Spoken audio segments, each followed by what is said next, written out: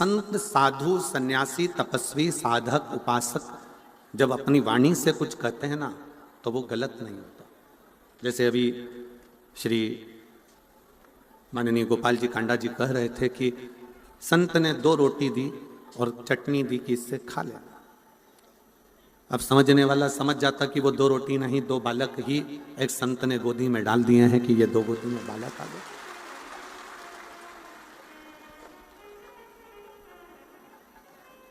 ये एक विश्वास।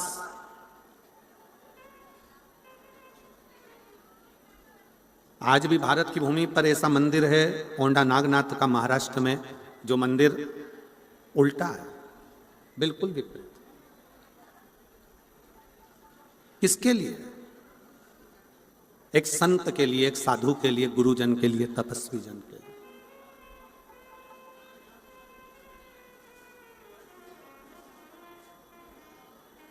एक साधक के लिए, एक उपासक के लिए और आपके विश्वास के लिए।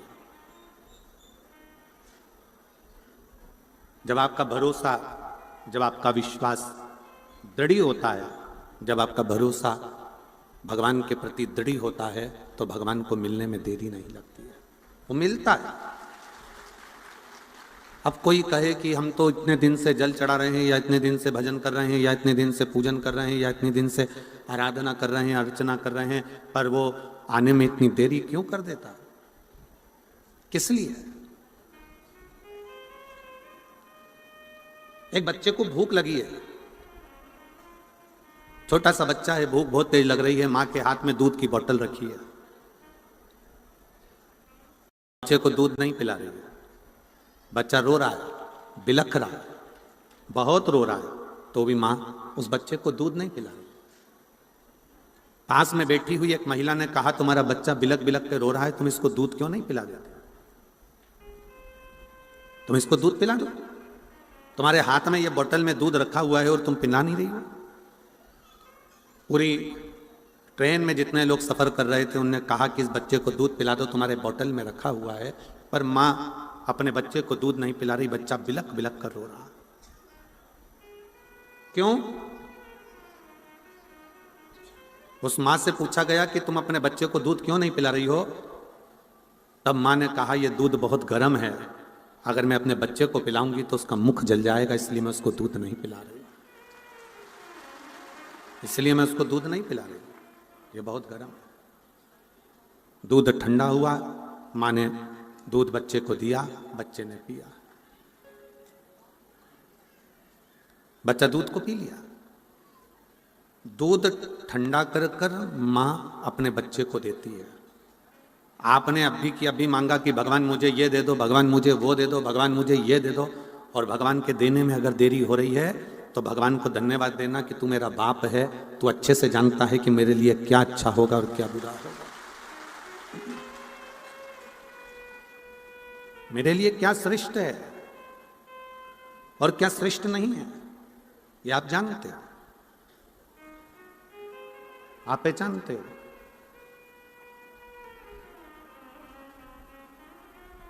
हो सकता है कि भगवान कुछ देना चाहता हो, देते देते हाथ को रोक लेता हो, समझ लेना कि कुछ उसमें विद्वत्ता हो, कुछ उसमें श्रेष्ठता हो, और देगा जो तुम्हारे लिए श्रेष्ठ है, वो देगा, उसकी श्रेष्ठता होगी।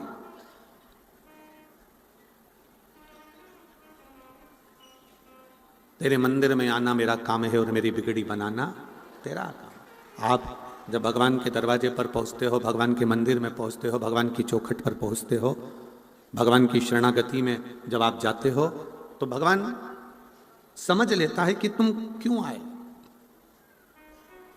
किस लिए पहुंचे। एक बार मां जगतजननी जगदम्बा माता पार्वती जी भगवान शंकर के साथ में कैलाश पर बैठी हुई थी,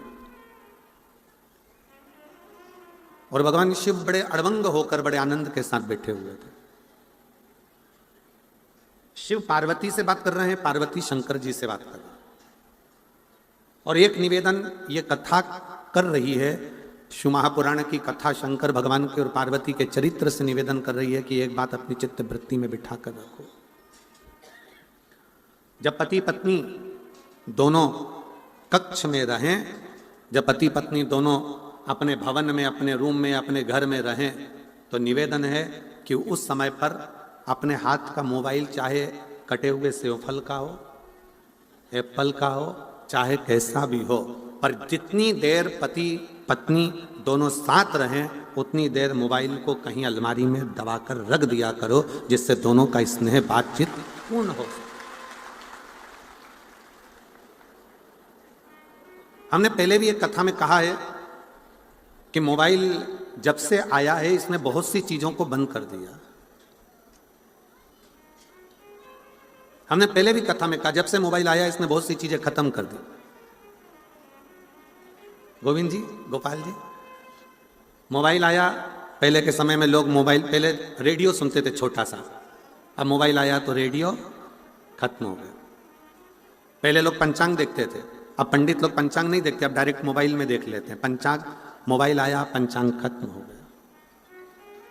पंचांग खत्म हुआ, रेडियो खत्म हुआ। पहले लोग टॉकीज जाते थे, फिल्म देखने जाते थे, मोबाइल आया तब से लोगों ने टॉकीज जाना, फिल्म देखना बंद कर दिया। टॉकीज खत्म, रेडियो खत्म, पंचांग खत्म।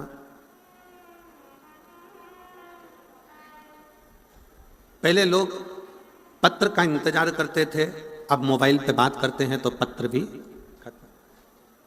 मोबाइल आया, रेडियो खत्म हो गया, फिल्म खत्म हो गई, यहाँ तक कि पंचांग खत्म हो गए। और बचा कुचा था, पहले लोग टॉर्च लेकर चलते थे, जब से मोबाइल आया तब से टॉर्च भी खत्म हो गई।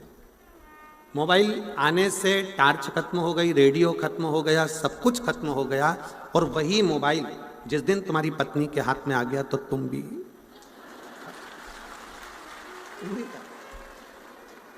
इसलिए सावधान इंडिया, थोड़ा सावधान रहिए।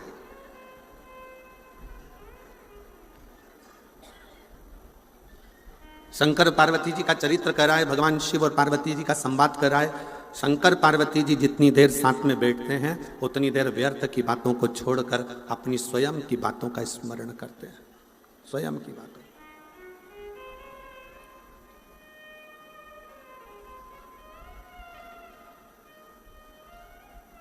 और शंभु शरणे पड़ी मांगू घड़ी रे दुख दया करी न दर्शन। ओ शंभो शरणे मांगू घड़ी रे घड़ी दुख काटो दया करी न दर्शन।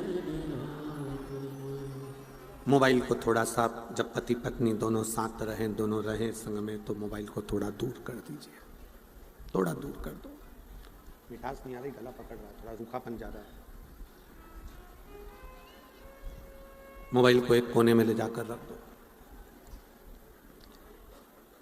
शिव जी और पार्वती माता, जगत जननी जगदम्बा और शंकर दोनों बैठे हैं, दोनों, और दोनों अपनी अपनी बातें कर रहे हैं। और उस बातों में पार्वती जी ने शंकर भगवान से बहुत से प्रश्न किए, बहुत से प्रश्न।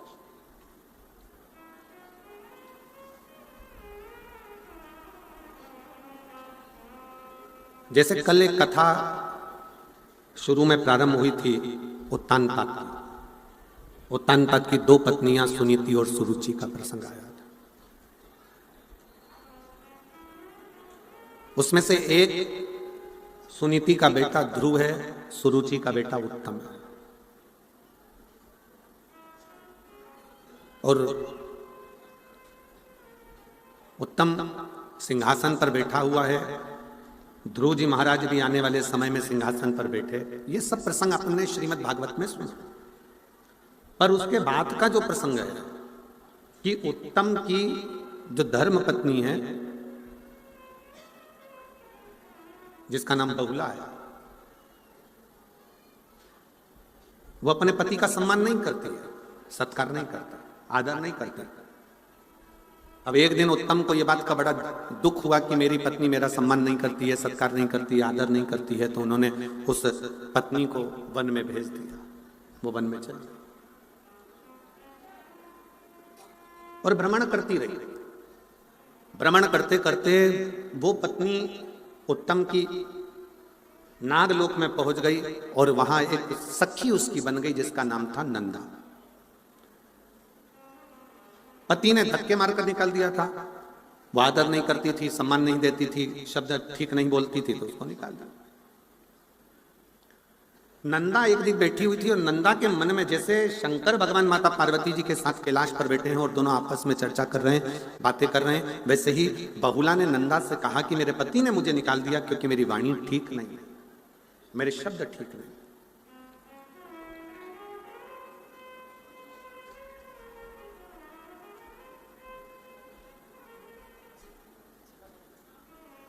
बहुला कहती है कि मैं कैसे अपने पति के पास वापिस पहुंच सकती हूं, कैसे? अभी एक कथा के प्रसंग में आपको कहा कि पति पत्नी जब भी रहें साथ में तो मोबाइल को उठाकर किसी अलमारी में कोने में पटक दो। मैसेज करने वाले ने मैसेज करा है तो वो बाद में देख लेना। जब पति दुकान जाए, ऑफिस जाए या कहीं कोई काम में है तो आप अपना मोबाइल खोलो, देख लो, मना नहीं है, मैसेज तो कहीं जाने वाला नहीं।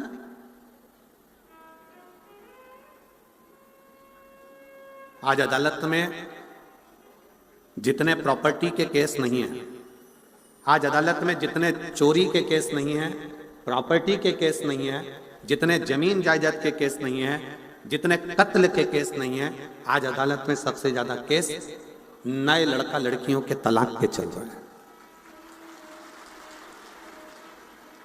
आज अदालत में सबसे ज्यादा केस अगर चल रहे हैं तो वो तलाक के चल रहे हैं, और उसका केवल एक कारण है, शादी तो हो जाती है पर हृदय मिल नहीं पाता, क्योंकि हृदय तो वो दिन रात को सो रहे हो तो मोबाइल में मैसेज चल रहे हैं, इंस्टाग्राम चल रहा है, फेसबुक चल रहा है, यूट्यूब चल रहा है, ये चल रहा है, वो चल रहा है। थोड़ा सा आप सबको मालूम है, लड़की और लड़के की जब शादी होती है तो सबसे ज्यादा जेवर माँ बाप अपनी बेटी को देते हैं और सबसे ज्यादा जेवर सास ससुर अपनी बहू को देते हैं। मालूम है कि नहीं मालूम है? जम के तो बोलो जरा।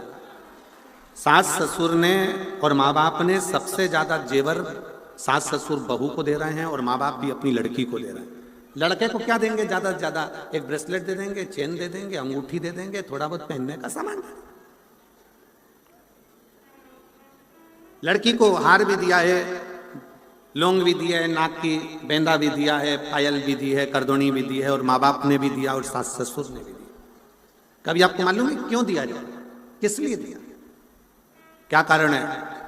जो लड़की के माता पिता बेटी को थोड़ा सा सोना चांदी का जेवर बनाकर, रकम बनाकर देते हैं, और घर के जब लड़के की तरफ से भी जेवर जाता है तो हार पाटली सामान सब सोना चांदी का जाता है कि हमारी बहू को दिया जा रहा है। क्यों?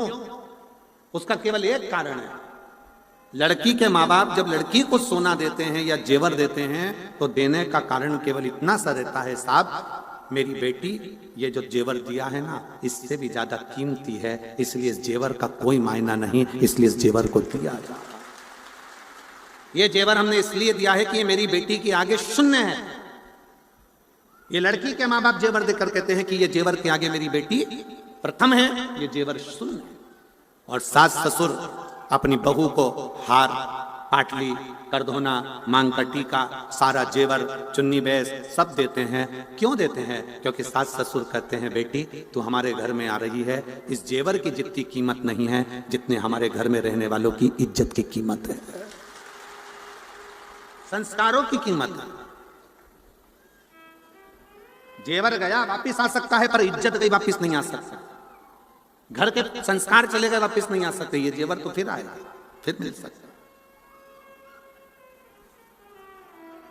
सिरसा वालों, 5 दिन की कथा हो गई, 2 दिन बचे, कल परसों।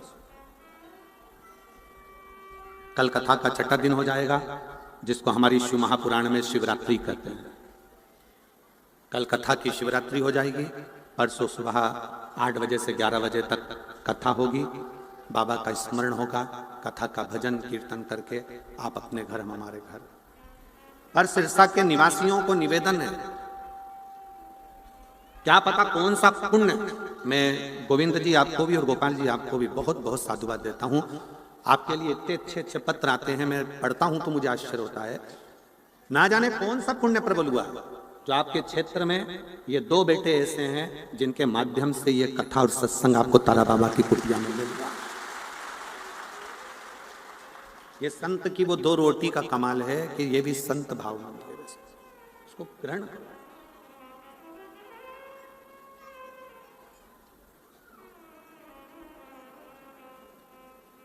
एक मिलिट्री का लड़का आया है, आर्मी का। वो आर्मी के लड़के ने एक पत्र लिखा है। उस पत्र में उस लड़के ने लिखा है कि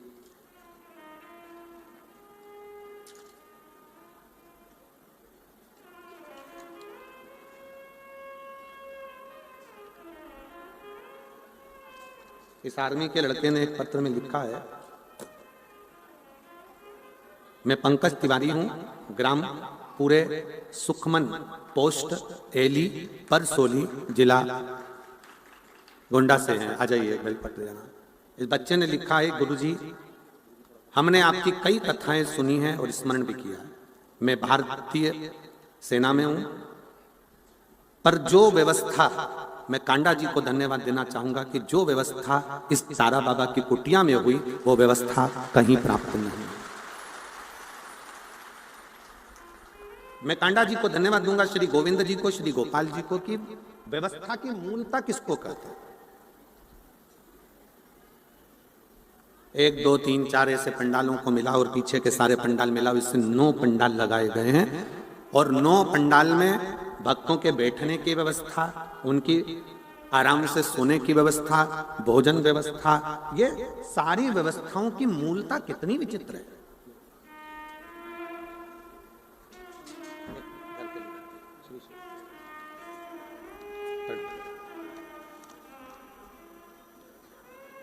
मैं श्री गोविंद जी कांडा जी को और गोपाल जी कांडा जी को इसके लिए धन्यवाद देता हूं कि इतनी सुंदर व्यवस्था शायद ही कहीं हो। जो व्यवस्था, शिव तत्व किसको कहते हैं? शंकर भगवान की उदारता किसको कहते हैं? कोई पुण्य सिरसा वालों के होंगे, कोई पुण्य और बहुत प्रबल होंगे, जो बाबा देव अधिदेव महादेव ने कृपा कर कर ये दूसरे वर्ष में शिव महापुराण की कथा सुनने का सौभाग्य दिया।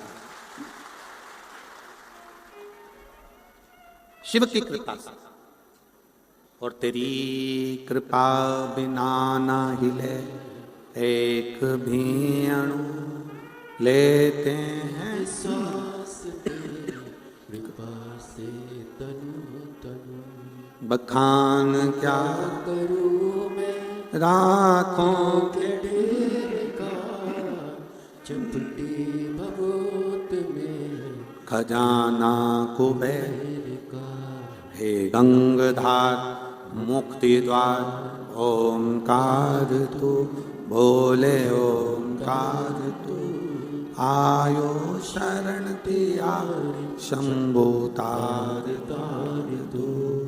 ये उसकी उदारता से मिला, ये उसकी कृपा से मिला, ये उसकी करुणा से मिला।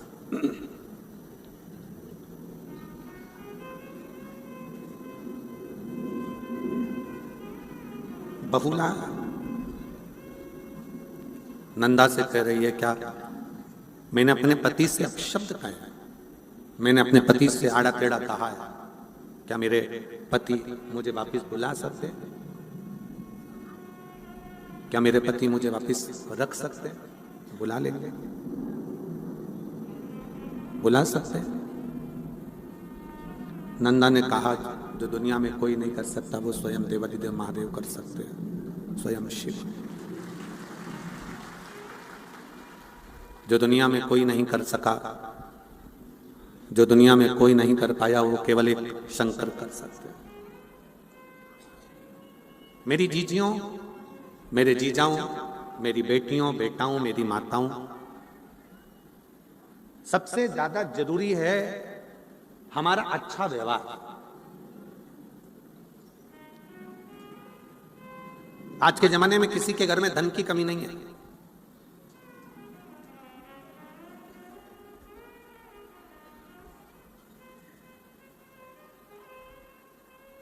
आज के जमाने में सबसे बड़ी कमी है व्यवहार की। सब मेहनत कर रहा है, सब अपने भाग्य का खा रहे हैं और अपनी किस्मत में लगे हुए हैं और अपनी कर्म में लगे हुए हैं। सब खूब मेहनत कर रहे हैं, खूब कमा रहे हैं, खूब खा रहे हैं, पर सबसे ज्यादा कमी हो गई है अच्छे व्यवहार की। मेरे शिवजी जैसा व्यवहार लेकर आओ।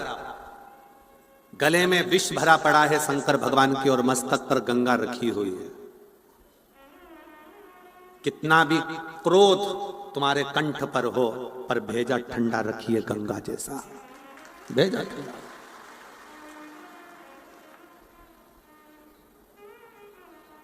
आज के जमाने में व्यक्ति का भेजा ठंडा नहीं है, मस्तिष्क ठंडा नहीं है, दिमाग ठंडा नहीं है।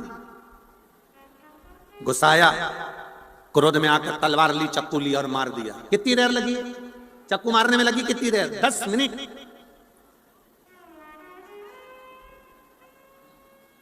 10 मिनट चक्कू मारने में लगा। गया, दौड़ा, चक्कू ढूंढा, लाया और गोपा, और वो व्यक्ति मर भी गया, चले भी गया, समाप्त भी हो गया। मालूम पड़े 10 मिनट चक्कू मारने में लगे।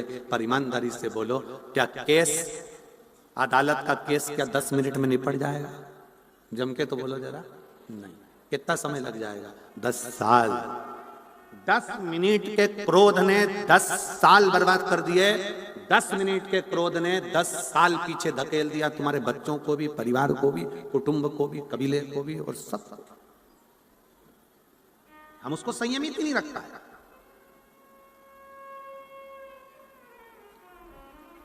अगर चाहते तो गुरु नानक देव जी कह सकते थे, नामदेव तुझे मंदिर के पंडित जी ने निकालकर बाहर फेंका है, जा वापिस जा।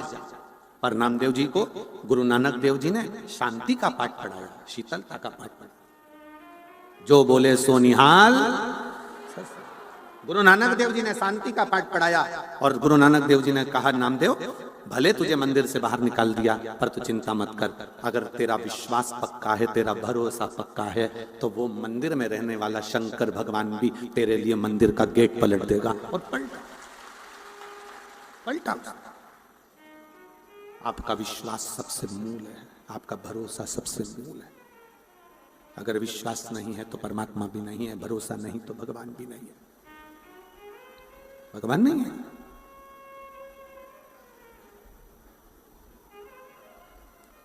उत्तानपाद के बेटे उत्तम की पत्नी बहुला ने नंदा से कहा, क्या मुझे मेरा पति वापस मिल सकता है? हाँ, शिव मिला सकता है।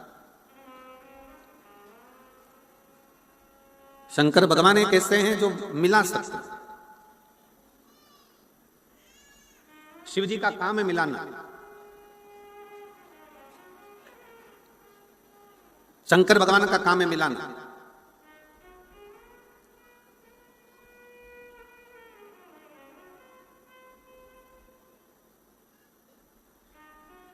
बहुला नंदा के कहने पर शिवलिंग का निर्माण करती है, पूजन करती है, आराधना करती है और कथा कहती है कि उत्तम को लगा कि मेरी पत्नी कहीं भटक रही है, तो वो ढूंढते ढूंढते पहुंचता है, अपनी पत्नी को लेकर आता है। शिव महापुराण की कथा कहती है, अगर रिश्ते टूटने की कतार पर आ गए हैं, संबंध खत्म होने की कतार पर आ गए हैं, तो निवेदन है उन संबंध को अदालत तक लेकर मत जाओ। ले जाना है तो 1 लोटा जल भरकर दोनों पति पत्नी शंकर के मंदिर जाओ, उसको जोड़ने का प्रयास करो।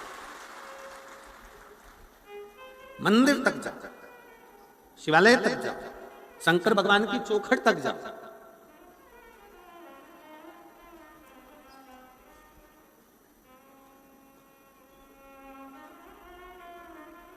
कितनी अकड़ से लोग कहते हैं, आन दे मेरा समय, मैं दिखा दूंगा तेरे को।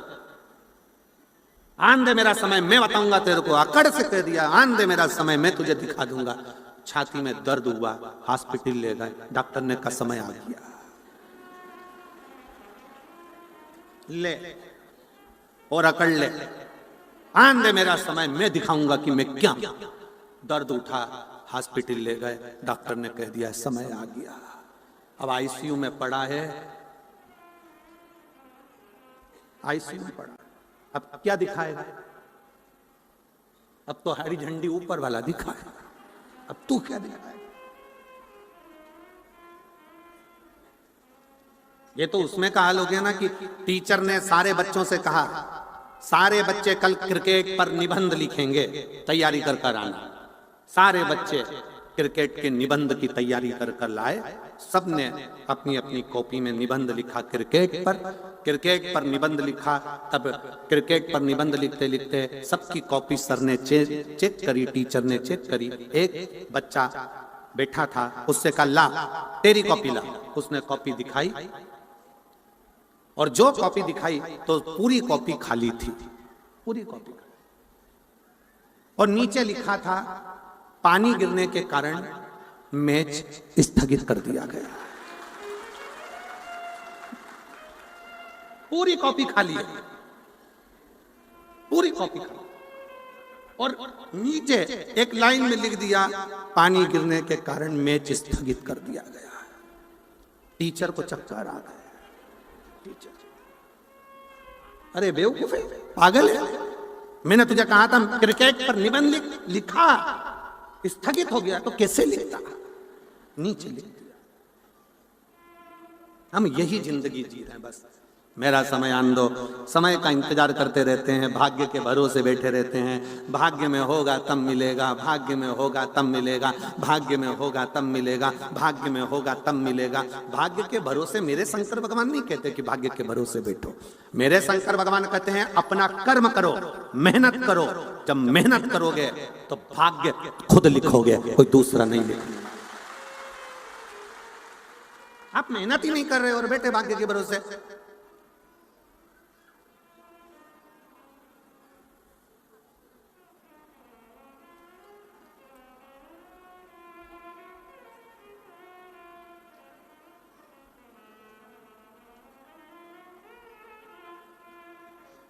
गोपाल जी, एक बैंड वाले का फोन आया, बैंड बजाने वाले का। वो पुंगी वाला बैंड, वैसा नहीं इंसान का बैंड बजा रहे हैं, तो बैंड बजाने वाले का फोन आया सीहोर। और उन्होंने कहा गुरुजी से बोलो हमारा आजकल बैंड बाजे का धंधा सही चल नहीं रहा है, डीजे ने हमको फेल कर रखा है, बहुत तकलीफें आ रही हैं, बहुत। ऑफिस से फोन आया आशीष के पास। आशीष हमको बोला, कहे गुरुजी ऐसी ऐसी बात है।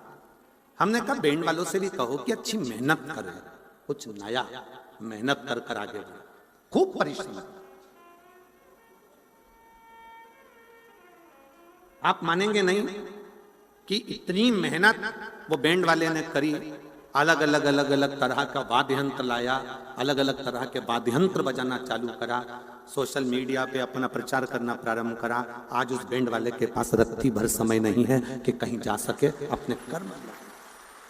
हम भाग्य के भरोसे ना बैठे, आएगा देखा जाएगा, किस्मत में होगा तो देखेंगे, भाग्य में होगा तो मिल जाएगा, भाग्य में होगा तो मिल जाएगा, भाग्य में होगा तो मिल जाएगा ना। शिव महापुराण की कथा कहती है मेहनत करिए, परिश्रम करिए और पूर्ण परिश्रम करिए। आप अपने भाग्य को लिखने का हक रखते हो खुद।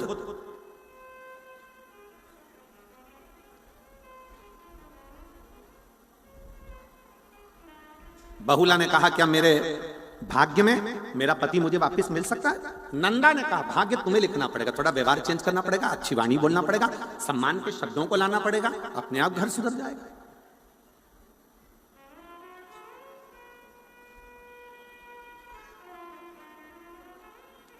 पहले के संबंध आज के संबंध जमीन आसमान का अंतर है। पहले के संबंध में लड़का लड़की को नहीं देखता था, लड़की लड़के को नहीं देखती थी।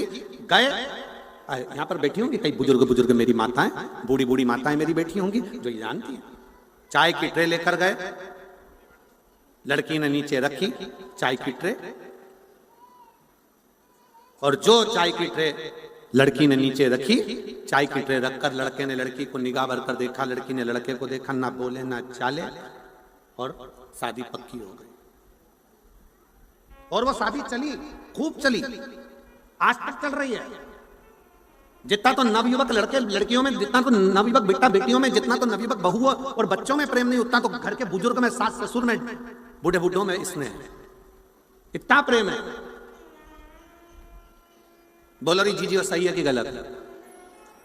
इतना प्रेम है उनका, इतना प्रेम कि अगर वो मान लो कहीं चली भी जाए, मान लो अगर बुजुर्ग हो गई, बूढ़ी हो गई माँ, बुजुर्ग है, और अगर वो मान लो कहीं चली भी गई तो तुरंत बार बार पूछेंगे काय को जा रही है, क्या करेगी जाकर, वहां क्या करना जाकर। और एक नवयुवक लड़का लड़की, एक नवयुवक बहू बेटा, पत्नी अगर चली गई तो ये तुरंत दोस्तों को फोन लगा कर कहते चलो जरा सिरसा घूम के आ।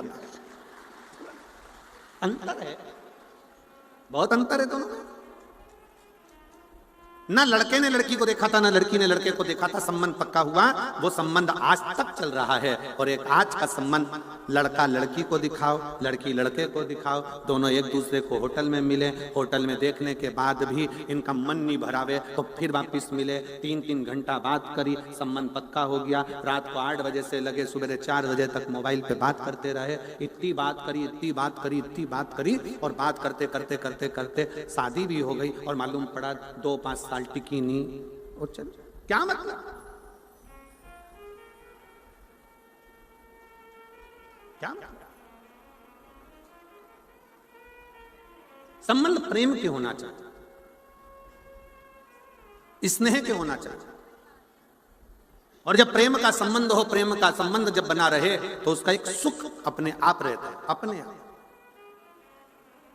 आज का जमाना तो इतना विचित्र हो गया कि लोग आपस में डर के मारे संबंध निभाते हैं। एक पत्नी पति से बोली, सुनो मैं ऑफिस जा रही हूं,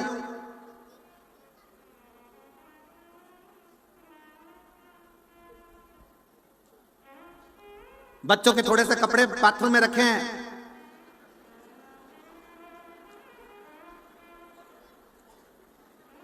हो सके तो तुम धो देना, नहीं तो मैं आके धो दूंगी,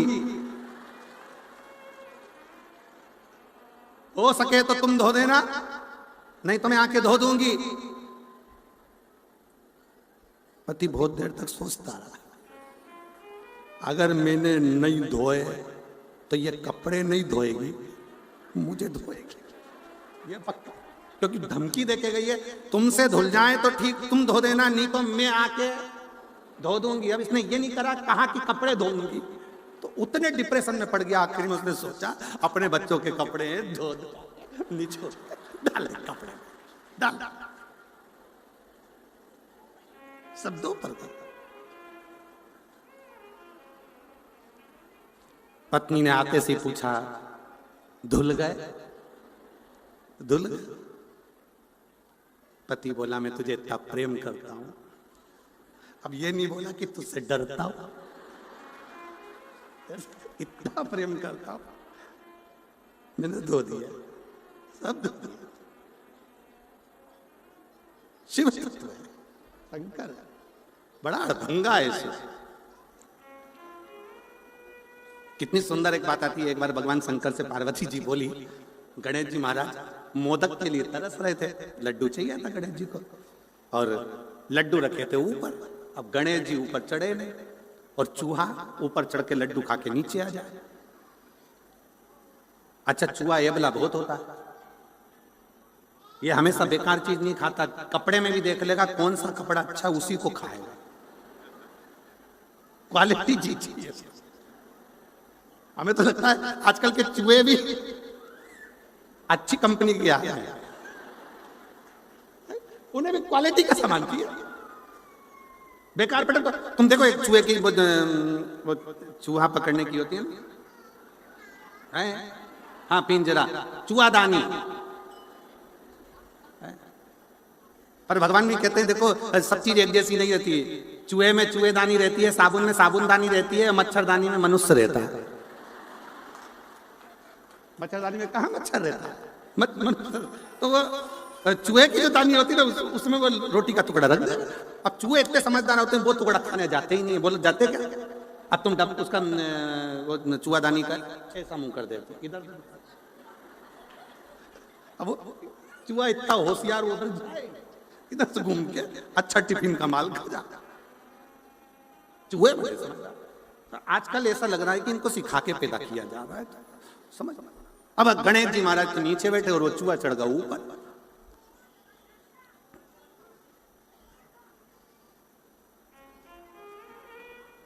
और धोती खावे कुर्ता खावे, खावे नए नए रूमाल, गणेशा मेरी कुटिया में तेरो चूहा करत कमाल, गणेशा मेरी कुटिया। अच्छा सामान चीज। टोपी खावे जूता खावे, खावे कुर्ता की जेब। इतने समझदार है, पूरा कुर्ता छोड़ देंगे उसकी जेब खा जाएंगे कि जैसे माल धरे नीचे सटक जा। खावे कुर्ता की जेब, गजानंद मेरी कुटिया में तेरो चूहा करत कमाल, गजानंद मेरी कुटिया। अब पार्वती जी ने आवाज लगाई प्रभु भगवान शिव जी से, शंकर जी से कहा शंभु शंभु शंभु शंभु शंभु। शंकर भगवान देखे पार्वती जी को क्या चाहिए। पार्वती जी बोली गणेश को लड्डू दे दो, ऊपर से ऊपर लड्डू रखे हैं दे दीजिए। शंकर भगवान ने इतना बड़ा डला जो लड्डू का था उठा लिया। जरा विचार करिएगा, जो त्रिशूल डमरू संसार का वजन उठा सकता है वो लड्डू का टोकला नहीं उठा सकता।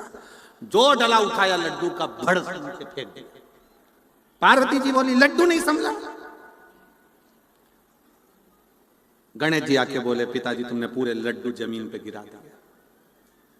गणेश जी महाराज के शब्द सुनकर शंकर जी बोले बेटा आज नहीं गिराता तो रोज उठा के देना पड़ता। ये उसी में कहा है, सास ने बहू से कहा, मेरी नई बहू आई है कितनी जोरदार आई है, बेटा क्या क्या बनाना आता है। बहू ने कहा मम्मी सारी चीजें आ जाती है। अच्छा चल आइसक्रीम बना। बहू ने खोलिया टेची में से किताब, रेसिपी बुक। 2 लीटर दूध को धीमी आंच में तपाए, बेकिंग पाउडर डालो, हिलाओ, इलायची का एसेंस डालो, हिलाओ, ड्राई फ्रूट्स डालो, हिलाओ, फिर 1 घंटा फ्रिज में रख दो। 3 घंटे बाद सास फ्रिज खोल के पानी पीने गई तो उसमें उसने देखा 1 घंटा रखा था। सास ने पूछा बहू ये मंदिर का घंटा फ्रिज में किसने रखा। बहू बोली मम्मी सिर पे पल्लू लेके बड़े प्रेम से बोली मैंने रखा। तो तूने क्यों रखा, बुक में लिखा था 1 घंटा फ्रिज में रखो। अरे सास बोली अरे तूने जो घोल तैयार करा था उसको 1 घंटा फ्रिज में रखना था और तू मंदिर का घंटा उठा के रखी। शिवजी जानते थे अगर मैंने डला दे दिया तो मुझे बार बार देना पड़ेगा। अगर मैंने डला दिया है तो देना पड़ेगा, फिर देना पड़ेगा। बहुएं बहुत समझदार होती है ना। सास कहते पानी भर के ला जा, मटका लेके गई। उसने सोचा पानी भर के लाऊंगी और सास को रोज पानी भरवाएगी, तो उसने क्या करा मटके का मुंह बांध दिया रस्सी में, दिया कुएं के अंदर। मटका पूरा टूट गया, मुंह बाहर आ गया, सिर पे रख के चली चोमली जैसे। सास ने पूछा पानी लाई तो क्या मटका तो नीचे ही कुएं में रह गया कि कैसी है तेरे को पानी भरना नहीं आता। बहू ने कहा मम्मी के घर नहीं भर पाती थी। सास ने सोचा रोज 250 रुपए का नुकसान कौन झेलेगा, रहने दे मैं खुद भर लाऊं, मैं खुद भर के। कौन मुसीबत चलेगा, कौन चले मुसीबत को। शिव पुराण कह रही है, भगवान शंकर का चरित्र कर रहा है, शंकर भगवान का संवाद कर रहा है। भेजे को ठंडा रखो, मस्तिष्क को ठंडा रखो, अपने व्यवहार को श्रेष्ठ रखिए। और जिस समय आपका व्यवहार श्रेष्ठ होगा उस समय पर समझ लेना कि तुम्हारे परिवार को कोई नहीं तोड़ पाएगा, वो जुड़ कर चलेगा तो कभी बर्बाद नहीं। प्रेम। बहुला ने नंदा से कहा क्या मुझे मेरे पति वापिस मिल सकते, क्यों नहीं मिलेंगे। ऐसा कौन सा काम है जो नहीं मिल सकते।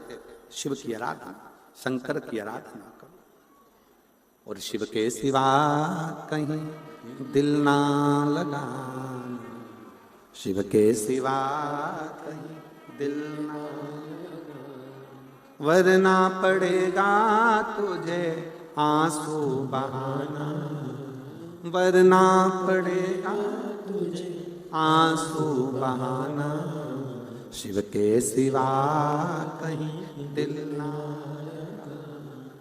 शिव के सिवा कहीं दिल ना।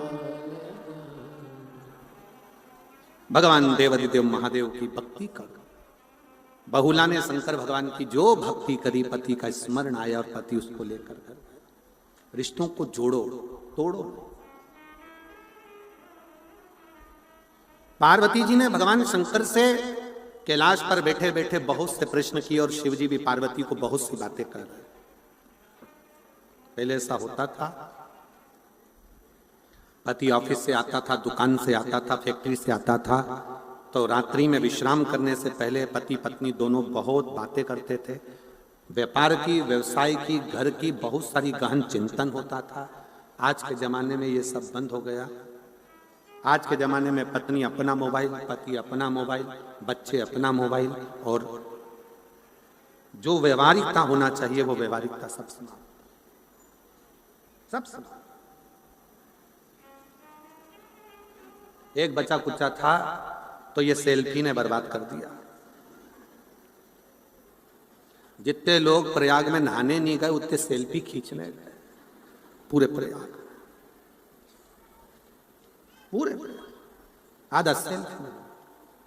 और निवेदन है, जितना सेल्फी मुस्कुराकर खींचते हो उतनी मुस्कुराहट तुम्हारे जीवन में प्रतिदिन लेकर आ जाओ तो भी काम चल जाए। उतनी मुस्कुराहट अपने जीवन में लेकर आओ। रोज प्रतिदिन आपके चेहरे पर मुस्कुराहट होना चाहिए, स्माइल होना चाहिए, चेहरे की प्रसन्नता होना चाहिए। और ये जीवन का एक सबसे बड़ा सूत्र है, आपके चेहरे की मुस्कुराहट कहीं नहीं जाना चाहिए।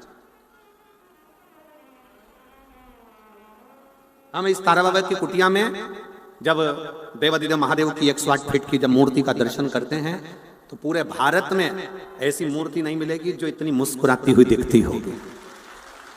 पूरे भारत में जितनी जितनी बड़ी बड़ी मूर्तियां बनी है, चाहे तुम पूरे भारत की, हरियाणा में भी 2-4 जगह कई जगह बनी हुई है, शुक्रताल वगैरह में बनी हुई है, कहीं कहीं बनी, बहुत सारी शिव जी की मूर्ति बनी, पर ऐसी मूर्ति जो 108 फीट की, जिसके चेहरे की मुस्कुराहट आप रूप एक आनंद देते, आप उसके चेहरे की मुस्कुराहट सीख देते हैं भगवान शंकर। भगवान शिव कहते हैं कि प्रेम, स्नेह और मुस्कुराहट ये कभी समाप्त ना करें। आपका प्रेम, स्नेह, मुस्कुराहट बनी रहना।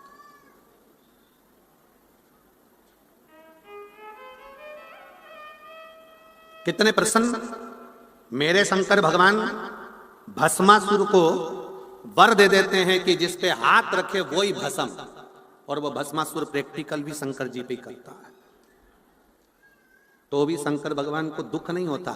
भागते भागते शंकर भगवान हंसते, खूब हंसते। भगवान विष्णु ने पूछा, प्रभु क्यों हंस रहे हो? कि मैंने भस्मासुर को आशीर्वाद दे दिया कि जिस पे हाथ रखेगा वही भस्म। तो भगवान विष्णु ने पूछा, ये रोने की बात है कि हंसने की? शंकर भगवान बोले, रोने से काम क्या होगा, इसलिए हंस लूं तो अच्छा, मुस्कुरा। यही बहुत।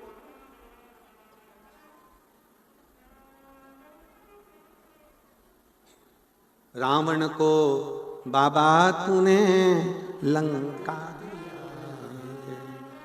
भस्मासुर को तूने कंकण दिया, उसी ने तेरा पीछा किया भोले बाबा, उसी ने तेरा पीछा किया भोले बाबा, मतवाले रखवाले, मतवाले रखवाले, बमा बम भोले शंकर, गले में नाग भयंकर,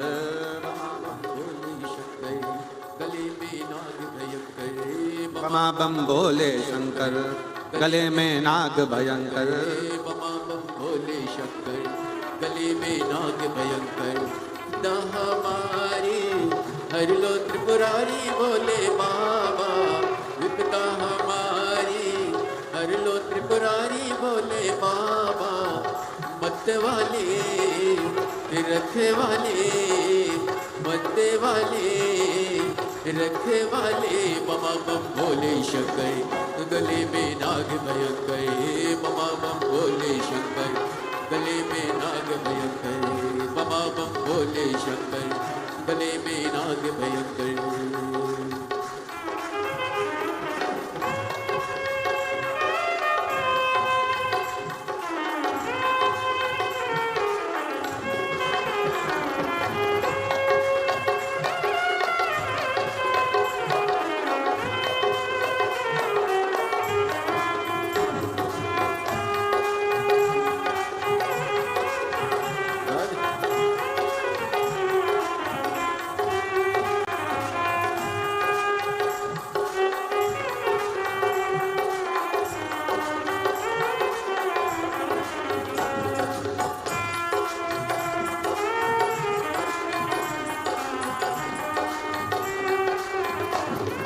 शंभो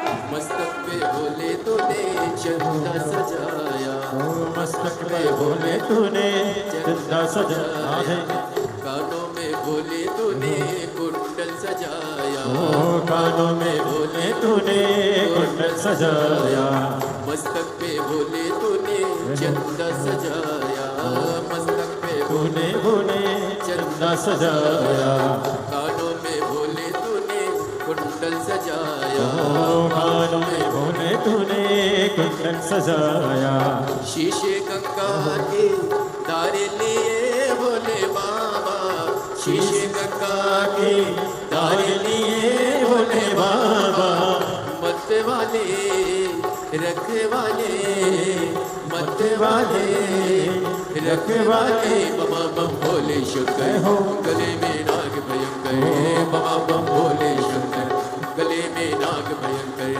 बमा बम भोले शंकर गले में नाग भयंकर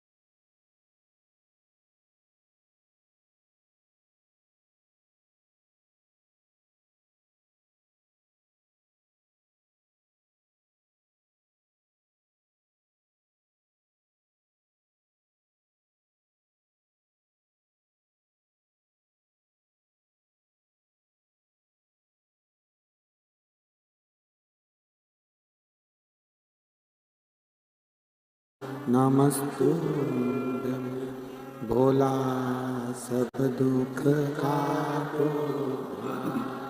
ओ भोला सब दुख काटो। शिव शंकर जपूं तेरी माला, भोले बाबा जपूं तेरी माला, भोला सब दुख काटो म्हारा, ओ भोला सब दुख काटो म्हारा। वेश है मंगलकारी, वेश है मंगलकारी, शमशान निवासी हमारा, शमशान निवासी हमारा, ओ भोला सब दुख काटो म्हारा, ओ भोला सब दुख काटो।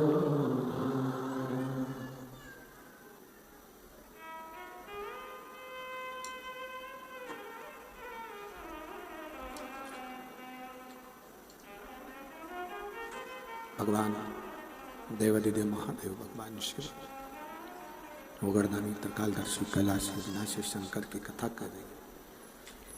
शिव महापुराण की कथा वर्णन करती है, शिव तत्व कहता है, शंकर भगवान का संवाद करता है। शिव जी माँ जगतजननी जगदम्बा पार्वती को लेकर कैलाश पर बैठे हैं। दोनों की व्यवहारिक बातें चल रही है।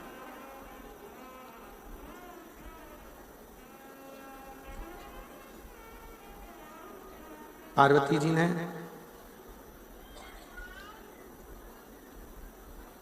शिव जी से कुछ प्रश्न किए और हमने पहले भी कथा में कहा, फिर कहते हैं, जब पत्नी पति से कोई प्रश्न कर रही है या पति पत्नी से कोई प्रश्न कर रहा है, उसका उत्तर मुस्कुरा कर देना चाहिए, चिढ़कर नहीं। पत्नी ने प्रश्न किया और पति ने चिढ़कर उत्तर दिया, या पति ने प्रश्न किया पत्नी ने चिढ़कर उत्तर दिया, ये श्रेष्ठ नहीं। मेरे भगवान देवादिदेव महादेव भगवान शंकर से माता पार्वती जी प्रश्न कर रही हैं और शिव जी उसका उत्तर मुस्कुरा कर दे रहे हैं।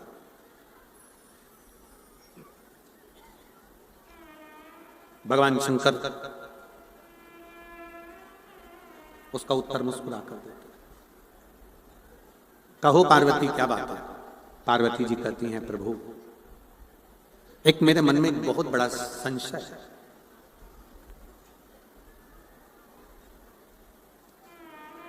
व्यक्ति कर्म की संलग्नता में लगा रहे कि भाग्य के भरोसे पर बैठा रहे।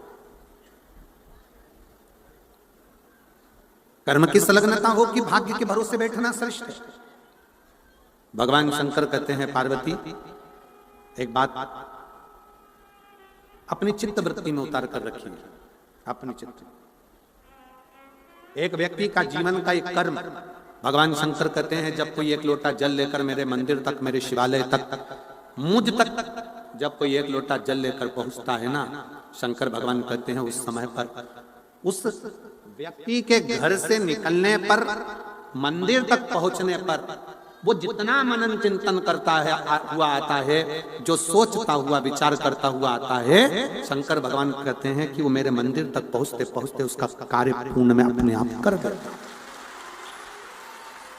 और उसका प्रमाण देखिए, एक पत्र है,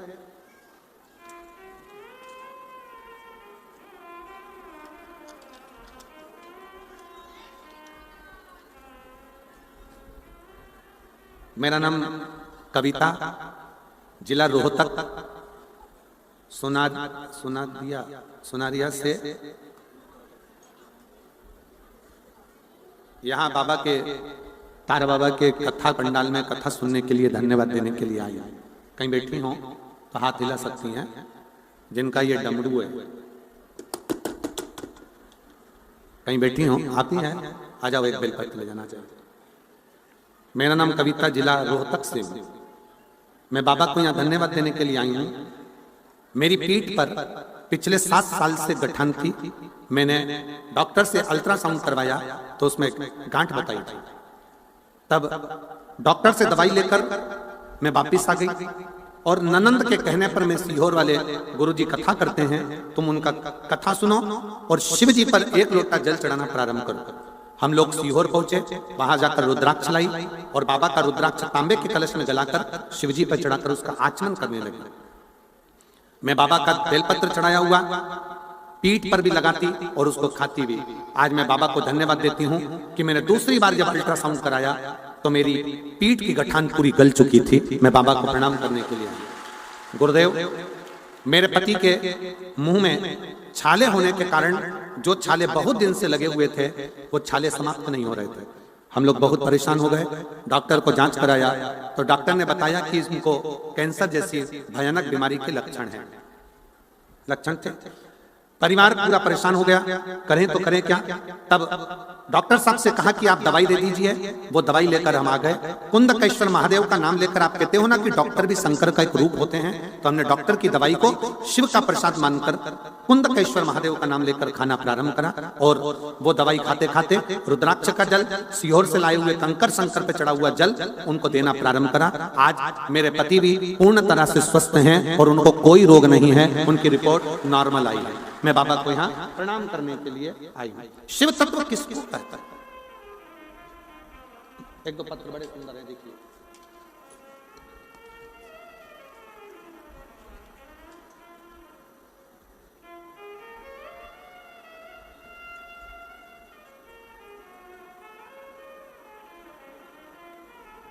सुशीला देवी, तहसील भादरा, जिला हनुमानगढ़ से आई हैं। कहीं बैठी हो तो हाथ हिला सकती हैं। सुशीला देवी, तहसील भादरा, अगर कहीं बैठी हो तो हाथ हिला सकती हैं। आप ही हैं, आ जाओ, बेलपत्र ले जाना। मेरे पति का नाम रघुवीर सिंह है। 2020 में फौज से रिटायरमेंट हो गए। 2020 में रिटायरमेंट हुआ। 1 साल तक नौकरी ढूंढते रहे। 2 साल हो गया नौकरी ढूंढते ढूंढते, पर उनको दूसरी नौकरी नहीं मिल पाई। सारे एग्जाम दिए तो भी उनका रिजल्ट ठीक नहीं आता। तब मेरी मम्मी ने बताया कि टीवी पर आस्था चैनल पर पंडित प्रदीप मिश्रा जी भोलेनाथ जी की कथा सुनाते हैं। मैंने आपकी कथा सुनना शुरू किया। मेरे पति रोज शिव जी के मंदिर जाते, 1 लोटा जल चढ़ाते, भोलेनाथ से प्रार्थना करते। जैसे जैसे भर्ती आई वैसे वैसे एग्जाम देते रहे, फिर भी 1-2 नंबर से रह जाते। 2023 में फिर हम लोग कुबेरेश्वर धाम गए और कुबेरेश्वर धाम में जाकर बाबा भोलेनाथ से प्रार्थना की और श्री शिवाय नमस्तुभ्यम का जाप 108 बार किया। कंकर शंकर की पूजन करके उसमें से 1 कंकर लेकर घर आ गए और बाबा की ऐसी कृपा हुई कि आज मेरे पति का सिलेक्शन पुनः पुलिस कांस्टेबल के बल पर हो गया है। मैं बाबा को प्रणाम करने के लिए आई हूं। शिव तत्व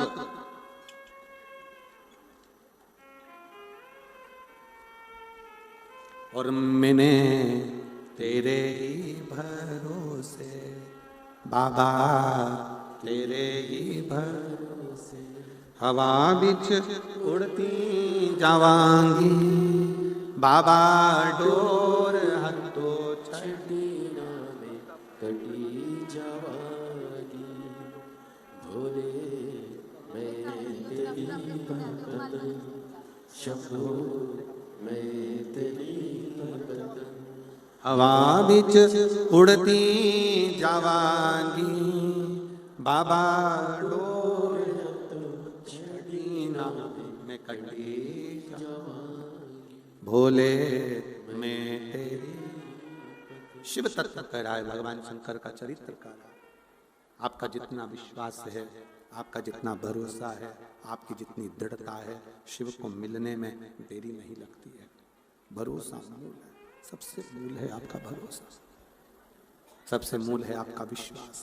थोड़ा मिठास करिए साउंड में। सबसे मूल है आपका विश्वास, आपका भरोसा, आपकी दृढ़ता। पार्वती जी भगवान शिव से कहती हैं कर्म और भाग्य। केवल भाग्य के भरोसे नहीं बैठते। शिव भगवान भगवान शंकर कहते हैं अपनी मेहनत को, अपनी लगन को 4 गुना बढ़ाइए। मेरे बेटा बेटी जितने कंपटीशन एग्जाम में बैठ रहे हैं, जितने बच्चे 10th 12th का एग्जाम दे रहे हैं, जितने बच्चे कुछ नया करने का अगर जज्बा रखते हैं, तो उनसे निवेदन करूंगा कि अपनी मेहनत को बढ़ाओ, अपने परिश्रम को बढ़ाओ, अपनी लगन को बढ़ाओ। और जब आप अपना कर्म, अपनी मेहनत, अपनी लगन बढ़ाओगे तो अपना भाग्य अपने कर्म के अनुसार खुद लिखते चले जाओगे और आगे बढ़ते चले जाओगे। संसार में कई लोग ऐसे हैं जो अपने भाग्य के भरोसे पर बैठे रहते हैं, देखा जाएगा, होगा, भगवान जब चाहेगा तब करेगा, भगवान जब चाहेगा तब करेगा। ना ना ना, मेहनत अपने को करो, परिश्रम अपने को करो। जितना जितना मेहनत करोगे, जितना जितना परिश्रम करोगे, जितनी जितनी मेहनत के पल पे आगे बढ़ोगे, उतना उतना सुख आपके जीवन में बढ़ता चले जाएगा। आप मेहनत करिए, परिश्रम से आगे